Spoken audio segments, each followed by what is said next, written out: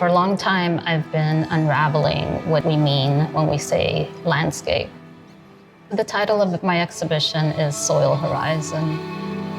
I loved the poetic quality of these two words together. We often think of the soil as what's underground, and the horizon, the line that separates what's above and what's below, what's visible and what's invisible. The words soil horizon are a geological term that refers to the layers of the earth. I'm using that term to explore everything that is buried or in progress or burgeoning or about to emerge. The landscapes that we carry within. There's a body of work in the exhibition also called Soil Horizon. It consists of these sculptural panels made out of all kinds of different materials that have been blended together. The sand has a crystalline, reflective quality to it. The charcoal has a very earthy quality to it. You can also smell it a little bit.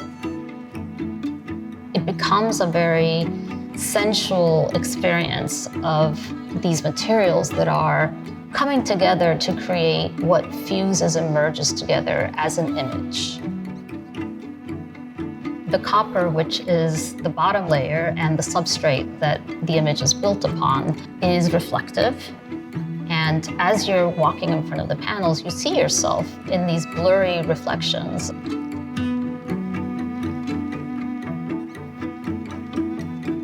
Rising from the center of the gallery's main space is a monumental sculpture called Sunrise Sunset. The sculpture's heavy, minimal form exudes a kind of somber gravitas that references a tumulus or a mound, which is an ancient way that humans have always marked sacred burial grounds. The sculpture is made out of poured layers of concrete. It creates these strata of different colors that start to settle into place and have those same horizontal bands or soil horizons. This somber, earthen, buried quality is a theme that runs through all of the pieces. Behind me on the wall is a piece titled Sky Burial. It is made up of over 7,500 small cubes made out of glazed ceramic. The title is a reference to the Tibetan Buddhist tradition of placing the deceased body on the mountaintop to be consumed by birds. This is seen as the most compassionate type of burial, as it not only nourishes the birds, but it disperses the loved one's body back into the universe in countless fragments. There is also a liminal space, a kind of emptiness between the upper realm and the lower realm. This empty space is also a place of pause. The other wall piece in this space is part of my ongoing series called Caribbean Cosmos, and there are many parallels between Caribbean Cosmos Earth and Sky Burial. Thousands of smaller parts aggregate to create a holistic image. The tiny fragments come together to become more than the sum of their parts. In contrast to some of the more monumental pieces in the show, I also made these very small pieces called Bardo.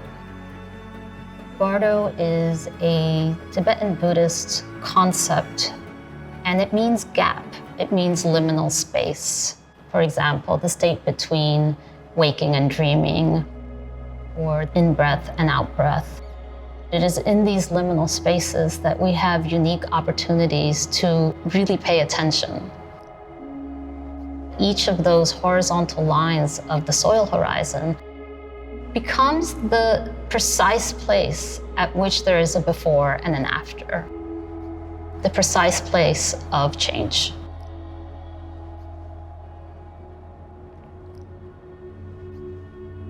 Kohani is my first film, and I co-directed it with Juan Carlos Salom. The entire film was shot over the last 6 years in the Vinales Valley in Cuba. What we were trying to do with Guajani is to make a portrait of the Vinales Valley, make the landscape itself the protagonist, witnessing itself in this communion and in this meditative exchange with the people who live in the valley. The film is a really crucial part of the exhibition. It talks about the relationship between human beings and land. These soil horizons, they are presented in an abstract way, but they are also a prompt. What are the buried layers of colonial violence that hide so much of what we don't see when we think about a landscape only with our eyes?